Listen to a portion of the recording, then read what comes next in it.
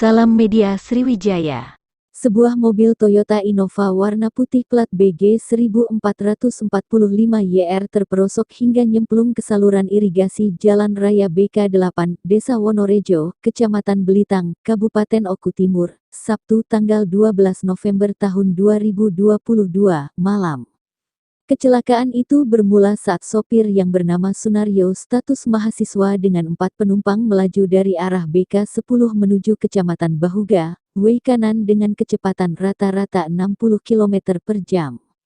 Setibanya di lokasi kejadian, saat hendak mendahului mobil tangki BBM tiba-tiba mobil tangki mengambil jalur kanan yang mengakibatkan Toyota Innova spontan membanting setir ke kanan.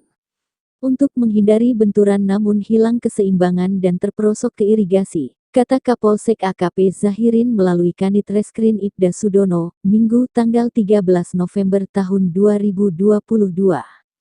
Tidak ada korban jiwa ataupun korban luka-luka dalam insiden tersebut, karena semuanya berhasil menyelamatkan diri. Namun diduga mobil dan barang-barang di dalamnya mengalami kerusakan akibat terendam air, bebernya.